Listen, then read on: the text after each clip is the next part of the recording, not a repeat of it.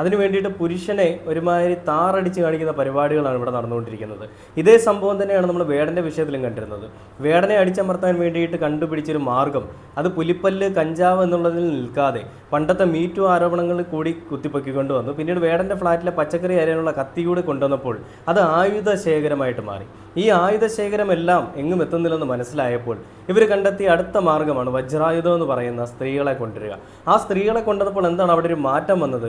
അതായത് വേടൻ ഇതുവരെ ഉണ്ടായിരുന്ന ഒരു ഇമേജിൽ നിന്ന് മാറി. കഞ്ചാവ് എന്ന് പറയുന്ന സാധാരണ നമ്മുടെ സമൂഹത്തിൽ ഇപ്പോൾ എല്ലാവരും വലിക്കുന്ന ഒരു സാധനമാണെന്ന് എല്ലാവർക്കും അറിയാം. എല്ലാ ദിവസങ്ങളിലും ന്യൂസിൽ ഇത്ര പേരെ പിടിച്ച്, ഇത്ര പേരെ അകത്താക്കി, ഇത്ര പേരെ റിമാൻഡ് ചെയ്തു എന്നൊക്കെ പറഞ്ഞിട്ട് പല ന്യൂസുകളും കണ്ടു. അപ്പോൾ ആ വിഷയങ്ങൾക്കൊപ്പം ഒതുങ്ങിക്കൂടി പോകേണ്ട ഒരു കേസായിരുന്ന വേടൻ്റെ വിഷയം എന്തുകൊണ്ടൊരു സ്ത്രീയെ കൂടി മുന്നിലേക്ക് കൊണ്ടുവന്ന് ഇവർ കളിച്ചു?